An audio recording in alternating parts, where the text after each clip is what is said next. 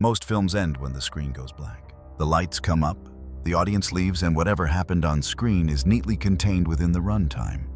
The experience closes. Memory fades. Life resumes. But some horror films don't behave that way. They follow people out of the theater. Not through fear or shock, but through residue questions that remain unanswered images, that feel unresolved ideas that refuse to settle into meaning. Viewers don't always remember specific scenes. What they remember is a feeling that something was left unfinished, or worse, improperly resolved. These films were not necessarily the most frightening when they were released. In some cases, they were misunderstood, dismissed, or criticized for being unclear, excessive, or morally uncomfortable. Yet time did not erase them. It complicated them. Conversations changed. Reputations shifted. What once felt confusing began to feel deliberate. What once felt excessive began to feel unsettling in retrospect. The impact of these films did not come from immediate reaction. It came from delay.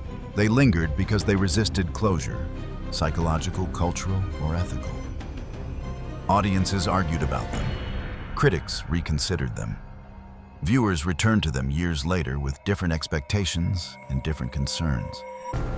And each time the films seemed to ask new questions rather than answer old ones.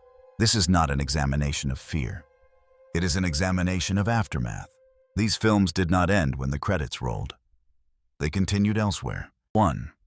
The Ninth Configuration, 1980. When released, this film puzzled audiences more than it disturbed them. Many were unsure how to categorize it, debating whether it should be taken seriously or seen as an intellectual exercise. Its reception was marked by hesitation rather than rejection. What lingered was intellectual unease. Viewers reported that the film stayed with them as a question rather than an experience. Its ideas about belief, responsibility, and order were presented without resolution, leaving audiences to wrestle with implications rather than conclusions. Over time, the film's reputation deepened. Discussion shifted away from its surface structure and toward its philosophical residue. Viewers revisiting it often described a growing sense that the film was less interested in answers than in sustained inquiry. The film refused to disappear because it denied closure at the level of meaning. It did not shock, frighten, or provoke outrage. It simply stayed unresolved.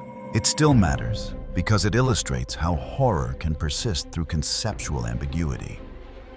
The film leaves viewers carrying questions they were never meant to solve, and that unfinished process is what allows it to endure. 2.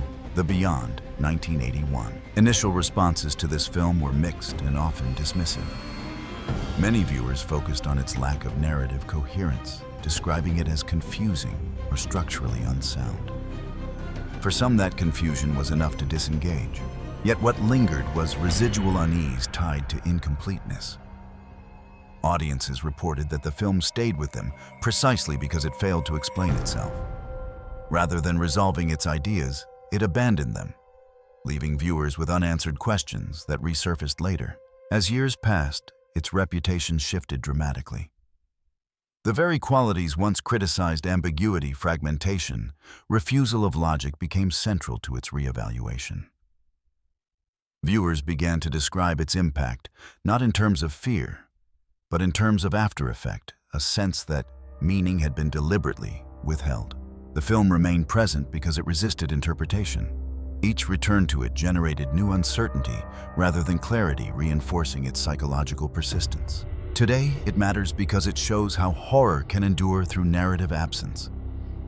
By refusing to close its own conceptual gaps, the film ensures that viewers continue trying to fill them long after the experience ends. 3. Possession, 1981. When this film was first released, reactions were immediate and divisive. Many viewers described it as overwhelming or excessive, unsure whether they were witnessing emotional exploration or something more destabilizing. Critics struggled to agree on how it should be interpreted, which only intensified its reputation. What lingered was psychological disorientation. Audiences reported difficulty separating the film's emotional intensity from their own responses. Rather than leaving behind specific images, The film left behind a state of unease, an inability to neatly process what had been experienced. Over time, the conversation around the film changed. What was once dismissed as uncontrolled began to be understood as intentionally unresolved. Viewers revisiting it years later often described feeling less shocked, but more unsettled, recognizing how deliberately it resists emotional containment. The film's reputation evolved from controversial to influential. It came to be seen as a work that refused comfort clarity or resolution qualities that ensured it continued to occupy space in critical and cultural discussion. It still matters today because it demonstrates how horror can linger through emotional destabilization. The film does not frighten so much as it disrupts, leaving viewers uncertain of where the experience ends and reflection begins. 4.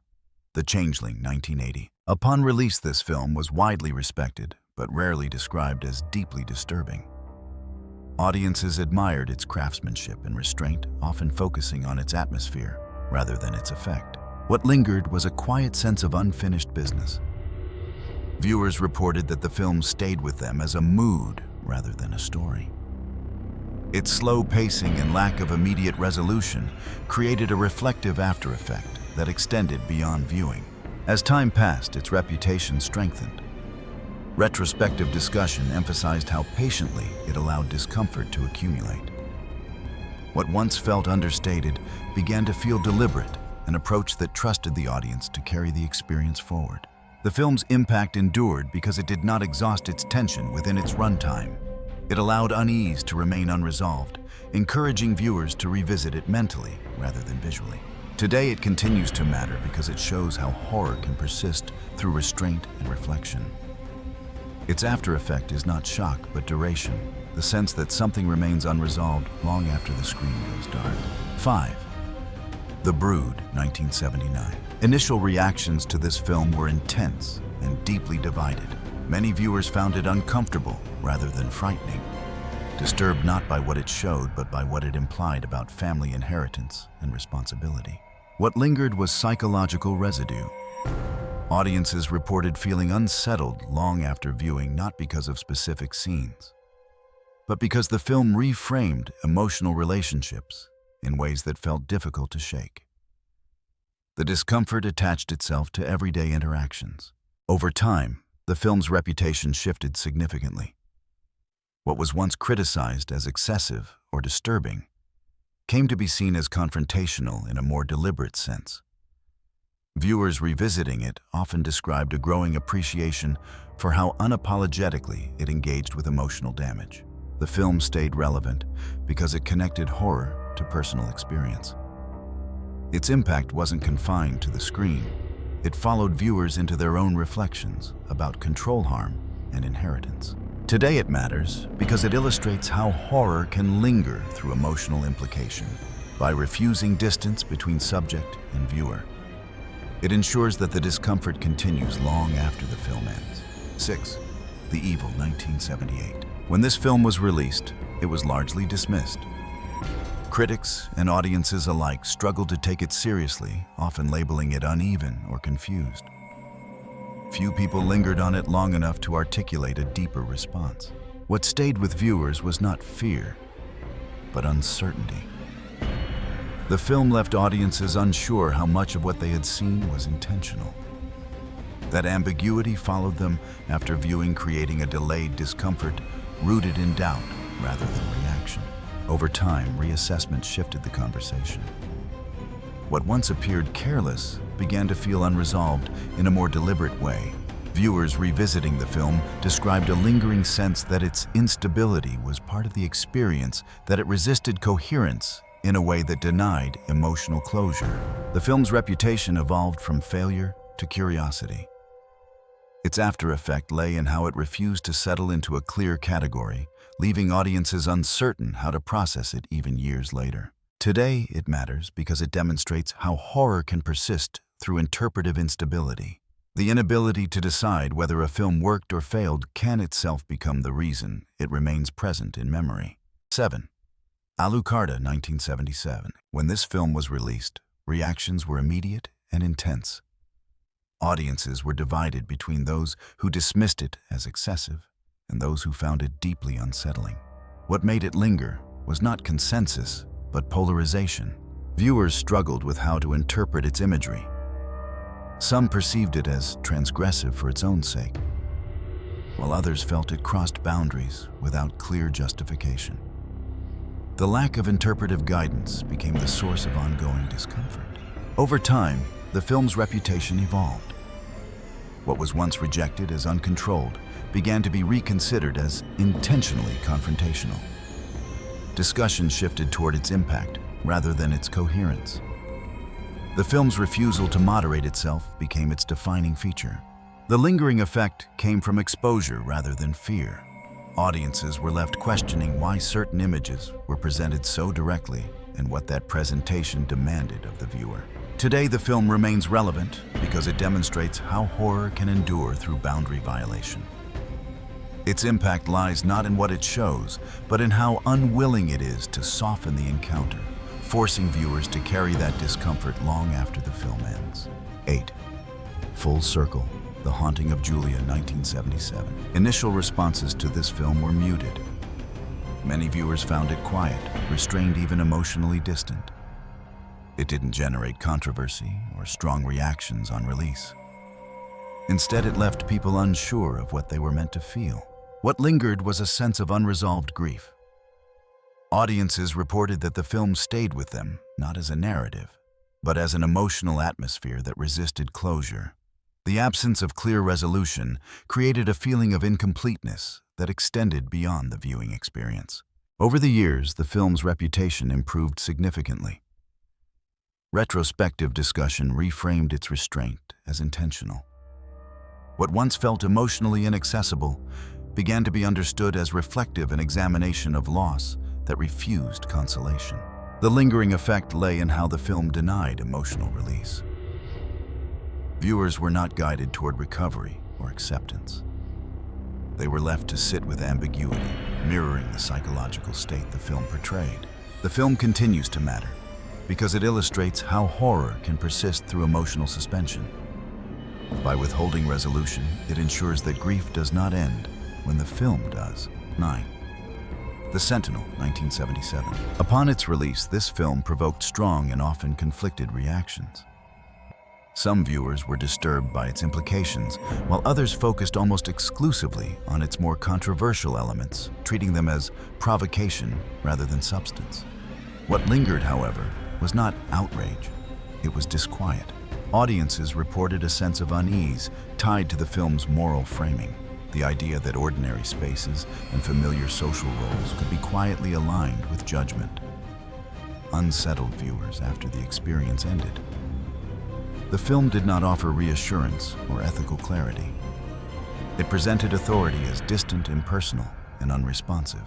Over time, the discussion shifted. What was once seen as excessive or confrontational began to be understood as intentionally unresolved. The discomfort people felt was no longer attributed to shock, but to the film's refusal to provide moral closure. The film stayed present because it left viewers unsure of their own position within its world.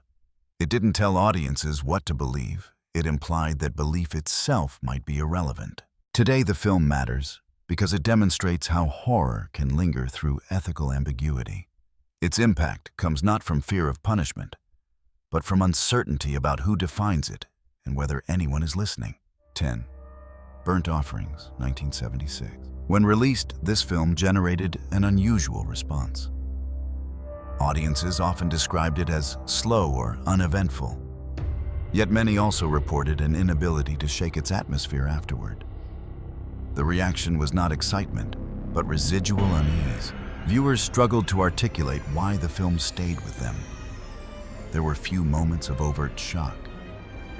Instead, people described a growing discomfort tied to domestic space, an erosion of safety that felt subtle but persistent.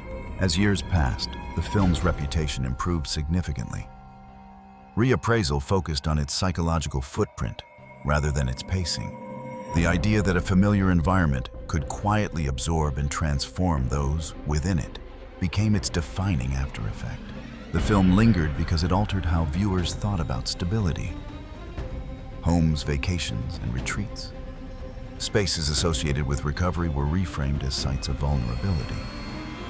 That reframing followed audiences into their own lives. Today, the film remains relevant because its impact extends beyond narrative. It doesn't ask viewers to fear a location. It leaves them questioning whether comfort itself can be trusted, and that question does not fade easily. 11. The Medusa Touch, 1978. Initial reception to this film was restrained. Critics focused on its performances and premise, often overlooking its psychological impact. Viewers described it as controlled, even detached qualities that made its effect difficult to define. What remained after viewing was a growing sense of unease tied to causality. Audiences questioned the film's implications about influence and responsibility. The idea that destruction could be connected to thought rather than action unsettled people, not through fear, but through implication. Over time, the film's reputation deepened. Retrospective discussion emphasized how it left viewers grappling with questions rather than images. Its calm presentation of destructive influence began to feel more troubling as cultural conversations around power and accountability evolved. The lingering effect was intellectual but persistent. People didn't recall being frightened. They recalled feeling implicated. The film suggested that harm could exist without visible intent, and that suggestion stayed active. The film still matters because it demonstrates how horror can endure through conceptual discomfort. It refuses to resolve the relationship between thought and consequence, leaving audiences to carry that tension beyond the viewing experience. 12. The Devil's Reign, 1975. When this film premiered, the reaction was immediate and polarized. Audiences didn't debate its quality so much as its intent. Some dismissed it as excessive spectacle, while others felt unsettled by how insistently it presented ritual and collective belief without clear commentary. What lingered was not any single image, but the feeling that the film treated fanaticism as ordinary. Viewers reported discomfort with how calmly the narrative accepted mass devotion, how little distance it placed between belief and behavior. The lack of moral framing became the source of unease. In the years that followed, the film's reputation shifted away from spectacle and toward cultural discomfort. What once seemed overindulgent began to feel revealing. Discussions increasingly focused on how the film mirrored real-world anxieties about influence, conformity, and surrendering autonomy to systems larger than oneself. The film stayed present because it refused to clarify whether it was observing belief or endorsing it. That ambiguity followed viewers long after the experience ended. Today, its relevance lies in how it demonstrates that horror can persist through normalization. By presenting extremity without comment, the film leaves audiences responsible for their own interpretation, and that responsibility is what lingers. 13. The Mephisto Waltz, 1971. Upon release, this film sparked conversation primarily around its themes rather than its impact. Audiences debated its subject matter, but reactions were often intellectual rather than visceral. Many left unsure of how seriously to take it. What lingered was a subtle moral unease. Viewers described a sense that the film presented ideas without offering judgment or guidance. That neutrality unsettled some and frustrated others. The discomfort wasn't immediate, it developed afterward, as the implications settled. In the years that followed, the film's reputation shifted. Discussions moved away from its surface elements and toward its psychological footprint. The absence of clear moral positioning began to feel deliberate. Viewers reported returning to it with a heightened awareness of how calmly it presented troubling concepts. The film refused to resolve its ethical tension, leaving audiences to sit with it rather than process it. That unresolved space became its defining feature. Today, its significance lies in how it demonstrates that horror can linger through ethical ambiguity. The film stays present not because it shocks, but because it leaves viewers alone with ideas they were never given permission to dismiss. 14. The Night Visitor, 1971. Initial reactions to this film were divided. Some viewers admired its seriousness. Others found it cold and remote. What stood out most was not shock or controversy. but a persistent feeling that the film refused to explain itself emotionally. Audiences reported a sense of intrusion without clarity. The film's themes of entry, presence, and surveillance unsettled people in subtle ways, but few could point to a single moment that caused it. As a result, the film lingered as an impression rather than a memory of scenes. Over time, discussion around the film shifted toward its psychological aftereffect. Viewers revisiting it noted how it fostered a sustained awareness of being observed, an idea that stayed active long after viewing. The discomfort didn't fade. It recontextualized itself during reflection. Its reputation improved gradually, not because it became more frightening, but because its restraint aged well. What once felt emotionally distant began to feel psychologically invasive. The film continues to matter because it demonstrates how horror can persist without escalation, how a sense of exposure can remain active in the mind without ever being resolved on screen. 15. The Shuttered Room, 1967. When this film was released, it arrived quietly. Critics treated it as a minor Gothic entry, somber, restrained, and largely unremarkable. It didn't provoke outrage or fascination. Most viewers simply absorbed it and moved on. What lingered wasn't fear, but unease without explanation. Audiences struggled to articulate why the film felt emotionally sealed off, why its atmosphere seemed to deny resolution rather than build toward it. At the time, that resistance was interpreted as weakness and inability to fully engage. Years later, the reaction shifted. Viewers returning to the film began to describe a different experience, not confusion, but emotional withholding. The film no longer felt unfinished. It felt intentionally closed. Its refusal to clarify relationships or motivations started to register as a statement rather than a flaw. The lingering effect came from what the film withheld, not what it showed. It left viewers without emotional access points, creating a sense of distance that followed them after viewing. That distance became the memory. Today, the film matters less as a story and more as an early example of horror that resists emotional resolution. Its after effect lies in how completely it denies comfort and how long that denial stays with the viewer. These films were not remembered because they frightened people. They were remembered because they didn't resolve. Each one left something behind, an ethical question, an emotional residue, a conceptual gap that viewers carried with them long after the experience ended. Over time, reactions changed. Dismissal became reconsideration. Confusion became discussion. What once felt unclear began to feel deliberately unfinished. That persistence is what defines their impact. So consider this. Which of these films stayed with you longer than you expected and why? And which horror film do you think deserves to be revisited today?